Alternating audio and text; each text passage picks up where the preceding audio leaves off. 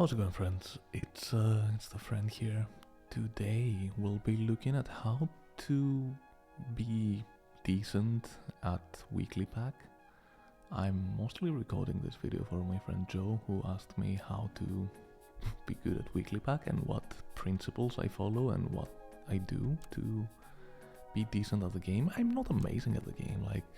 Like my ranked rating, it's kind of skewed because I'm playing all of the packs, but yeah, I'm okay. So I'm going to be looking at what I usually look at when I go into the weekly pack, which I haven't played at all this week, and what things I'm looking for, what archetypes and builds I'm trying to go for, and all of that. So the first thing you want to do is just go click the magnifying glass and see what pets are in the pack, because it will kind of inform how you want to play this. I believe the devs decided that every pack should have chocolate. I think every weekly pack will include chocolate, so this is one of the most important foods in the game, because you can get level ups, and level ups are just genuinely the best thing you can do in the game in most situations. Not only because they give you a better ability on your existing pet, but because they also give you pets from the next tier, which is probably the first thing that you might want to do in Super Auto Pets.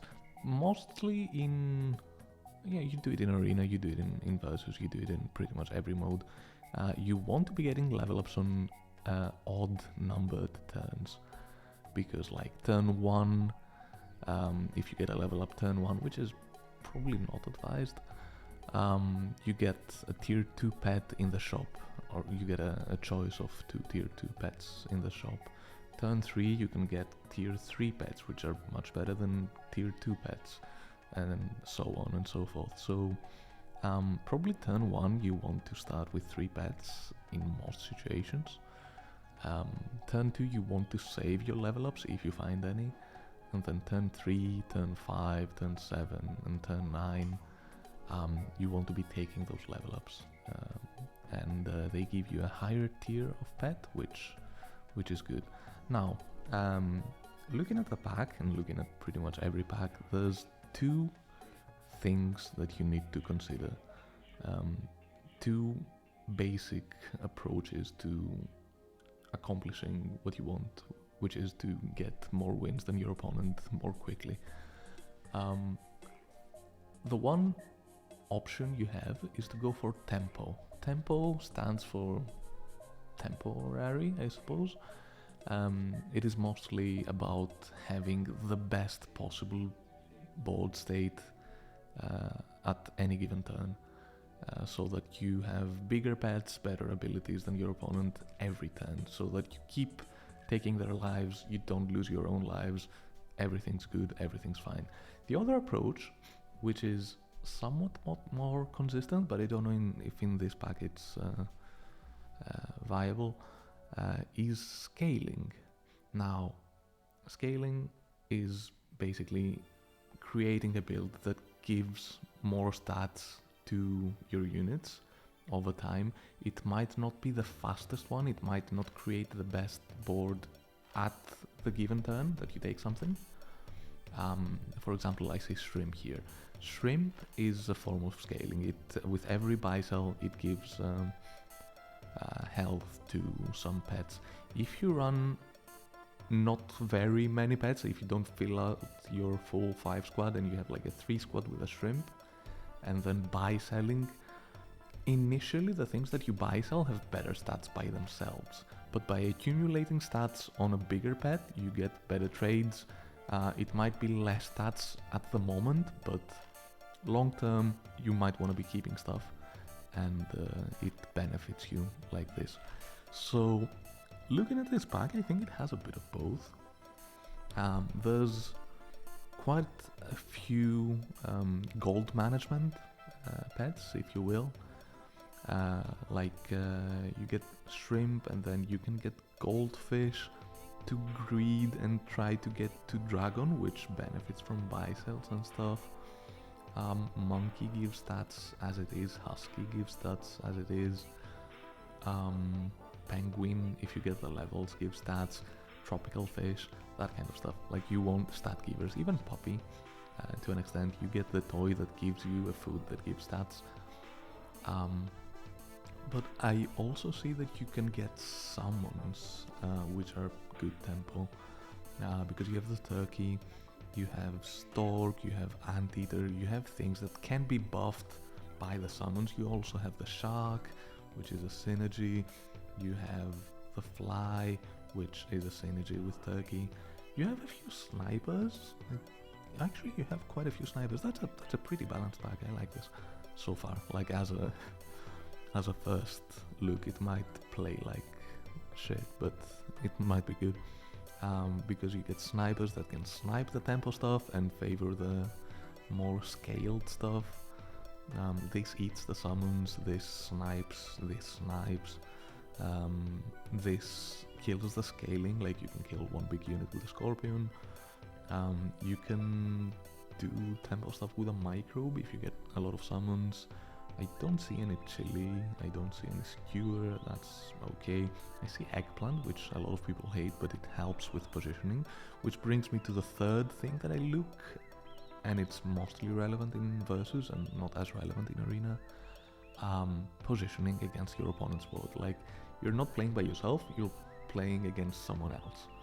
So if you see what they have, and if you anticipate a certain amount of attack and certain amount of health on the other side, you can kind of trade favorably by positioning your pets differently than you would in Arena, which in most cases you just go big thing front, second biggest thing, second place, etc, etc. Unless there's abilities and stuff, which we'll look at. So yeah, the tier 1 looks pretty garbage. Like, you probably want, if you manage to get Frill Dragon with 2 Faint Pets, I think you take it because it's a 3-3. If not, I think you just get the 2 3s. You can get a cockroach, I guess. You can get an ant, which is good tempo. There's no pill though, so the ant has to be sold at some point instead of pilled, which is fine. Pillbug can give you stats. Otter is not very good. I don't really trust Bulldog, but maybe with an Otter and like Pillbug and this. Is there there's no leech, so you cannot do the Bulldog tag. I don't know. We'll see how it plays out. Right. We go into the weekly, we try to find a game. Hopefully we don't find anyone too good. Actually, let's see the leaderboard. What's the leaderboard looking like? Kai is first, nobody surprised. Bird is here, nice. Suboptimal is here, that's pretty nice. I think, is this a monkey? Maybe. Billy Wren is here. I don't know who Defender 5 Life 4 is. How do I play? Is someone I know, I think? I've seen that name, like, from a good player. Anyway, yeah, it looks like a normal leaderboard. We should be able to find a game and demonstrate all of the things that I talked about. I might want to write these down, but the too long didn't read of all of this is 1. Tempo, get the most stats, get the best abilities. 2. Scaling, get the most stats on specific units that you keep long term and eventually have bigger stats and better abilities than your opponent that has to keep pivoting and keep doing things. 3, probably most important of all, taker level ups, see them usually on odd turns and take advantage of the higher tier pets that you're getting from them. 4, positioning, just look at how much. Ooh, I get the number 2 rated player, so that's going to be a test. Let's see how it goes. Right, okay. In Versus, I suppose like most people have it here, but I like to just manually toggle it because I also see the lives count. Um, I think this is good enough. Maybe we take all three of them. There's some synergy with the bulldog and the ant at the back. But I kind of want to roll. I think the apple is always a good freeze. I like this better. Yeah, this is fine. Go like this. What's the other? Bacon could be useful. So let's unfreeze. Let's go like this.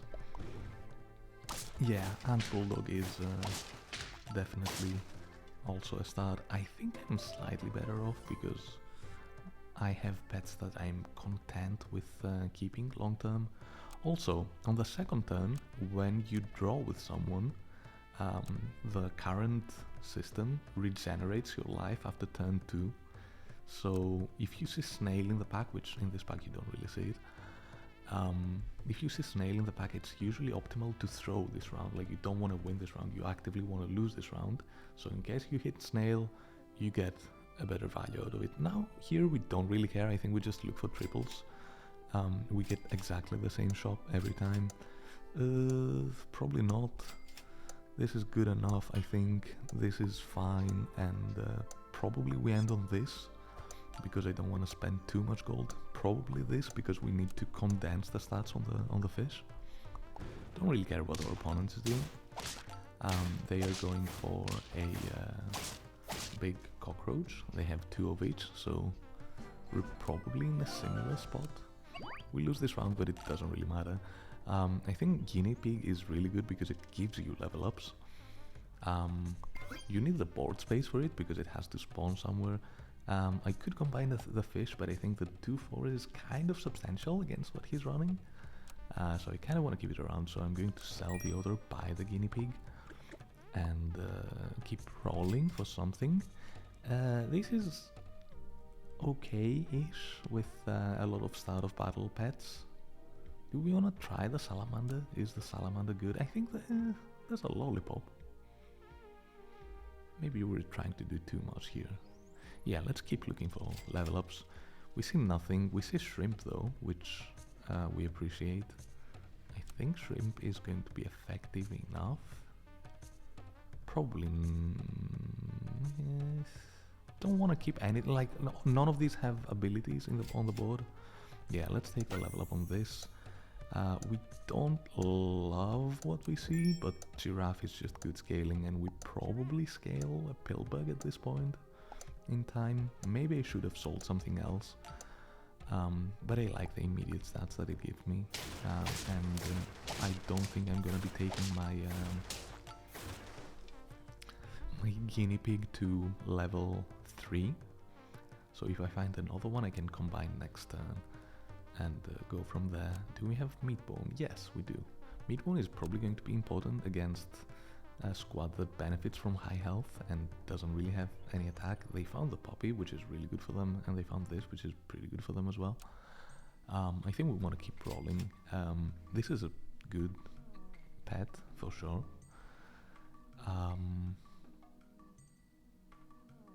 Bacon could be useful for breakpoints.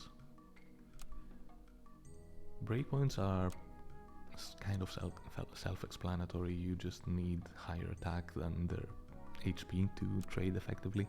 The fish is probably staying, so I'm confident-ish in doing this. And if I need to combine, I have a big unit myself. I would really like to find a guinea pig. I think that Meatbone is fine as well on the giraffe because it's a scaler that stays on board for a long time. I find an extra fish, which is fine. I want to combine on here. I unfreeze the Meatbone. I don't really care about the guinea pig, and I think I go like this so that the pillbug on the next turn buffs my giraffe and my fish, and then I still have this as a way to level ups. We get some decent trades. We win this turn. That's pretty nice. And now it might be a good idea to sell the guinea pig before taking the fish, because we probably want to funnel the buff onto these two guys. But at the same time, finding another guinea pig is quite beneficial for us because we see another level. So I think I'm just going to take the combine as it is. If it hits the guinea pig, that's fine. Ideally, I think it hits the giraffe, but I don't really care. Yeah, it misses the giraffe. Nah, bison is pretty garbage. Chameleon is interesting. I suppose it's an interesting unit to scale. Do we have any useful toys coming up? Not really. It's just for the puppy. Yeah, so we don't need a double weakness. We actually skip these. I lied to everyone. I want to take the puppy to keep scaling, keep doing the things. I will take the oven mitts. I could take the goldfish, but I think I'm gonna skip it for now. This feels relevant. This is okay. Probably we do something like this and we roll. And thankfully we didn't see anything too good. I don't know why I'm scaling my guinea pig. It's not a good idea. But I'm not very good at speaking and playing at the same time, as my opponent found the penguin instead of just the garbage that I found. So they can scale, and I cannot. Now, that's an interesting choice. We wanna see a tier up, for sure. Even though it's turn 4, we're so far behind, I think. Yeah, we're not that far behind, we're not very close. So yeah, I think we want to see the tier up. We sell this. We need some tempo out of this, and this is great tempo. I like this a lot, and it can stay long term. We can go like this. Anteater is an interesting proposition because it gives us a lot of stats, but I guess the guinea pig is pretty much the same amount of stats as it is. So we probably keep everything. I want to start buffing the hawk. I'm still content with keeping this. Arguably I could have the hawk trade with something better, but yeah, let's keep going. This is interesting for the hawk because it gives it more stuff. Actually no, let's do a bit of this, let's do a bit of this. We're probably losing this round as well. But next turn, we might be scary. Yeah, we get a very low value target, but we get a favorable trade, so that's pretty nice. My opponent scales faster than me, but I found the thing, which is nice. Now, you see the free lasagna, you might be tempted to just take it right now on something good and relevant, but it's probably better to just take the triple, see what you get. Both of these are really good. I would assume that... Do we have anything that benefits from high health? Hippo, kind of.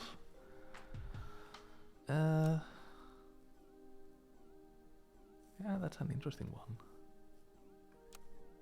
I think we want the monkey. I think we can start just forcing scaling onto this hawk because it trades well with stuff.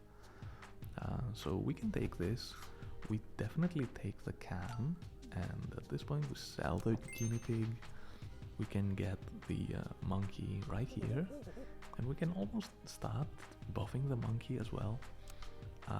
The breakpoints do not seem that relevant with what we have, and it might be tempting to just take something with 3 gold, but I think rolling is more beneficial because maybe we see better things such as this. Can I do it fast enough? Gimme. Nice, it gave me. Probably not the best positioning, but we keep getting stats on the board, which is nice. This is still a favorable trade. We have a bigger board, we're doing the things, we're doing the stuff. And now we can... do we have any protective equipment that is good? Not really. And potato, I guess, but like... we don't care yet. So we can do a bit of this. I think it could be good to... Now we have a bit of an issue because monkey buffs the front pet, and I don't think that I'm keeping Pillbug long term. They're going for the biggest guinea pig in the history of the world, which is fine. We'll see what we buff with this. We could take goldfish and try to do something else with it. I don't hate it. We have the lives to look for stuff. It's a weird pig in a sense. Taking equipment on this might have been a mistake because Husky is a thing that we can hit, but I think I over talked again, and we probably do a bit of this. I don't care about any of these. Yeah, that's fine. We might lose again, and by again I mean we might lose this turn. That's a wonderful snipe. That's not a wonderful breakpoint, but I think we get there. Yes, that's a draw. A draw is fine for us. Because now we can get more levels. We can look for chocolate. So the fact that we want to look for chocolate makes me want to take either something on the monkey or something on the hawk, where something is lasagna because it's free. We can do a bit of this. I think keeping this is just greedy, so I think we're just going to sell it now for 2 gold, take the extra monkey, see what else we can find. I don't think positioning matters all that much, so eggplant does not mean much for me. We find the chocolate, and I think it's a better value target to level the monkey. See something. Oh, we have so many options. Do we have the gold for it? We can find grapes. Yeah. Okay, so let's see how a dragon build can fare in this. We can probably go for the hawk, we can probably go for the rhino. I think I'll just only keep the hawk nice, and we find 2 level 1s, tier 1s rather. So that's looking pretty good. We have a lot of ways to increase the stats that we have.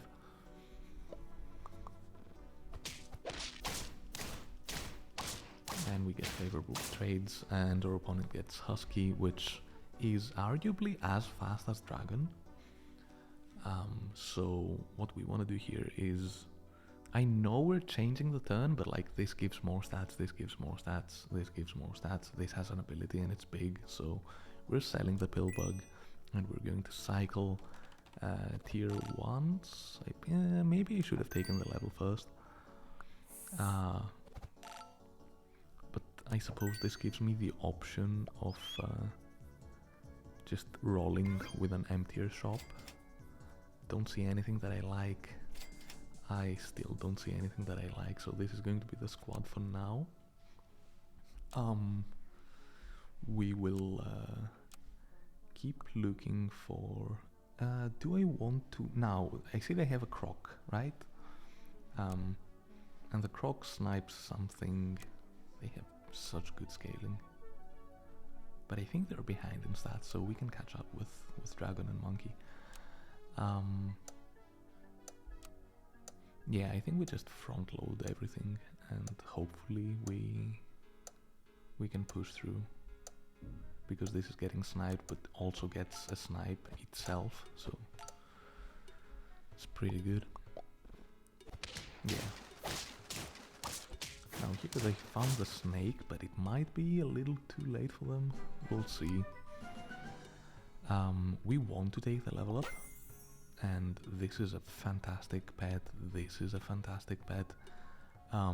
Here's the question of scaling versus tempo. Like, we probably want to take this